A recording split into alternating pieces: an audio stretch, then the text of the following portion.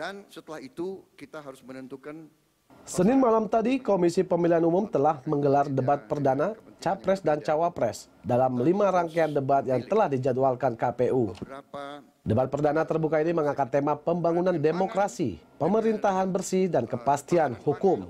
Kedua pasang Capres-Cawapres nomor urut 1, Prabowo Subianto Hatta Rajasa, dan nomor urut 2, Joko Widodo Yusuf Kala, saling memaparkan visi misi mereka. 3 hal penting dari debat terbuka ini yaitu menjamin kepastian hukum, bahwa kedudukan kita sama di mata hukum tanpa diskriminatif, mewujudkan birokrasi pemerintahan yang bersih, dan penanggulangan korupsi sesuai dengan tema yang telah ditentukan. Dengan disiarkan langsung oleh sejumlah televisi, ada poin-poin penting yang mesti publik pahami dalam menentukan pilihannya pada Pilpres 9 Juli mendatang. Dengan sejumlah pemaparan dan gaya yang disampaikan masing-masing kandidat, publik tentunya mampu menilai langsung mana yang lebih pantas dan mengena di hatinya. Jadi, kita lihat saja nanti siapa bakal Presiden ke-7 Republik Indonesia ini. Pertarungan menuju kursi Presiden dan Wakil Presiden memasuki babak baru. Senin malam tadi kedua pasang kandidat Presiden dan Wakil Presiden Prabowo Hatta serta Jokowi JK telah memaparkan visi misinya secara terbuka yang disiarkan langsung sejumlah televisi.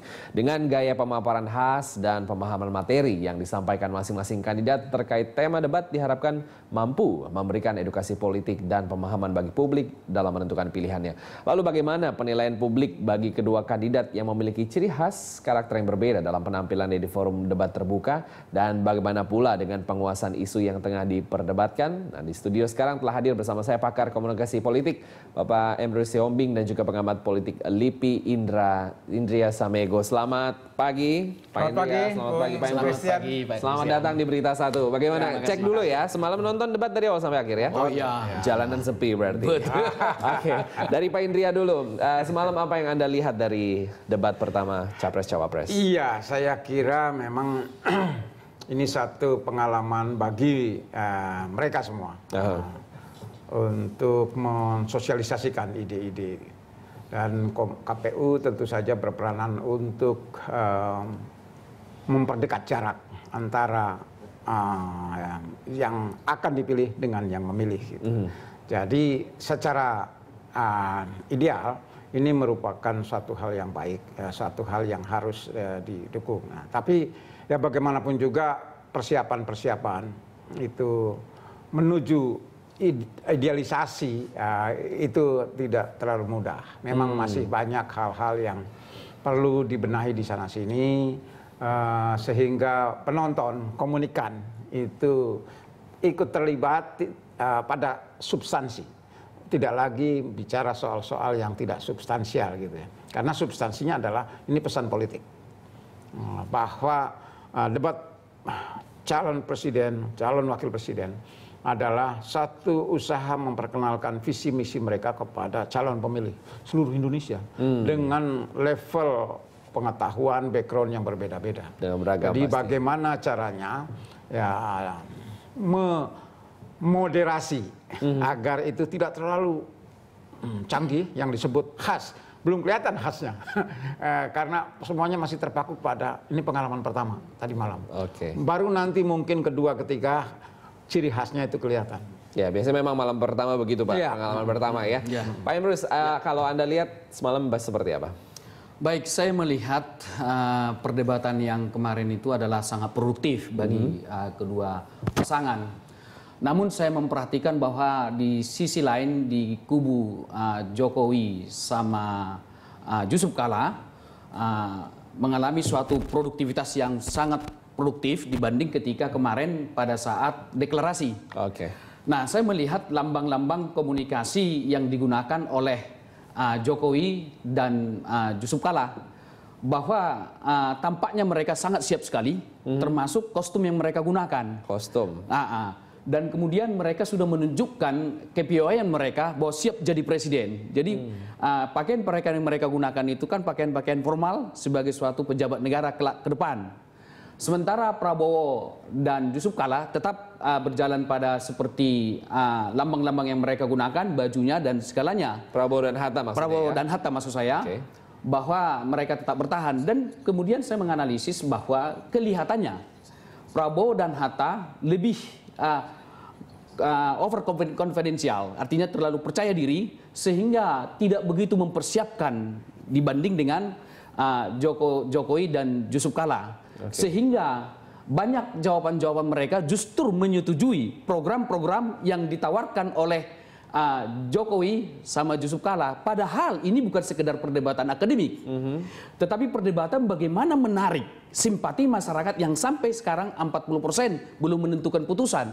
Oleh karena itu mereka harus menyampaikan juga, oke setuju, tetapi ada nilai tambah yang mereka tawarkan sebagai suatu kritis terhadap program yang ditawarkan oleh Jokowi sama Yusuf Kala. Ini tidak tampak, hanya sekedar menyetujui. Sehingga tendangan pojok dari Yusuf Kala sempat mengena, terima kasih kepada Hatta Rajasa menyetujui pandangan saya. Ini saya pikir bahwa ke depan saya sarankan Prabowo dan Hatta Rajasa harus lebih mempersiapkan diri, karena tidak sekedar perdebatan akademik tetapi bagaimana menarik masyarakat. Jadi harus menawarkan sesuatu nilai tambah sekalipun setuju. Oke, udah ngasih saran dan kritik ini. Tapi sebelum sampai situ Pak, kita menarik tadi menyorot soal kostum lah ya, soal pakaian. Tadi biasanya kalau kita lihat Jokowi JK kan kotak-kotak sama baju putih, dan semalam tiba-tiba pakai jas seperti itu. Ada apa? Biasanya kan Jokowi sederhana gitu.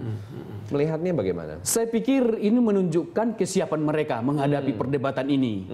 Dan menunjukkan mereka bahwa memang sudah mereka kuasai apa yang mereka harus sampaikan. Dan itu terbukti mereka sampaikan itu. Dalam suatu perdebatan, argumentasi dan debat, saya termasuk salah satu pengajar di bidang itu, bahwa persiapan daripada peserta itu sangat dipentingkan, sangat luar biasa, dan itu harus dilakukan. Bahkan mengumpulkan data, bahkan menganalisis siapa yang menjadi counterpart atau lawan kita dalam berdebat itu.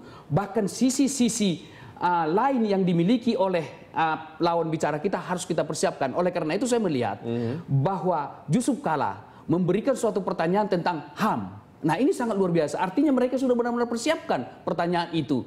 Dan di situ kelihatannya bahwa Prabowo begitu antusias untuk menjawab, kalau tidak dapat kita sebut sebagai berapi-api, berapi-api yang mungkin dapat kita sebut. Jadi yang sebelumnya dia tenang, tetapi sedikit dia menunjukkan emosional yang boleh kita sebut sebagai suatu hal yang berapi-api. Dari sudut komunikasi politik atau lambang komunikasi, ada sesuatu yang tidak sesuai terhadap pertanyaan itu atau tidak menyenangkan hatinya. Itu lambang yang sebenarnya yang dilakukan oleh Prabowo. Seandainya justru saya berpendapat ini kesempatan bagi Prabowo sebenarnya untuk membela diri, artinya atau membenarkan, atau katakanlah membenarkan bahwa dia tidak terlibat di dalam konteks itu. Misalnya bisa saja dia menjawab klarifikasi. Nah, bisa saja dia mengatakan bahwa wah itu isu lama yang sudah usang. Dan dulu saya sudah pernah calon presiden, wakil presiden bagi Megawati, tidak ada masalah. Kok sekarang dipermasalahkan? Harusnya itu yang saya tunggu jawaban, sehingga dia bisa meningkatkan citranya di mata masyarakat. Oke, Pak Indria, tanggapan Anda mengenai satu materi yang kemarin sempat panas lah ya dalam soal HAM bagaimana kemarin? Iya, saya kira memang jujur, itu jujur dari Prabowo bahwa dia sulit untuk mengatakan tidak seperti itu, bahwa akhirnya dia lemparkan bahwa atasanlah yang menilai itu. Tapi justru atasan, publik juga tahu, memberhentikan dia gitu loh. Ini kan sesuatu yang negatif, ya, image-nya ya, buat masyarakat. Nah karena dia mengatakan atasan, nah atasan sudah memberhentikan dia gitu. Nah seharusnya memang ini sampai sekarang saya kira satu hal yang tetap menjadi misteri ya, di dalam sejarah politik Indonesia. Bukan hanya Prabowo, tapi kebetulan sekarang fokusnya Prabowo. Jadi kasus penghilangan orang dan segala macam yang dalam konteks HAM ini merupakan pelanggaran berat gitu ya, dan tidak ada pengadilannya gitu. Ini sesuatu yang menjadi bagian dari masa lalu.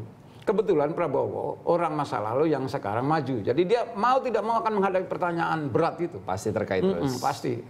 Oke, kita akan tahan dulu untuk segmen ini. Kita lanjutkan di segmen berikutnya. Tetaplah bersama kami dalam Dialog Jurnal Pagi.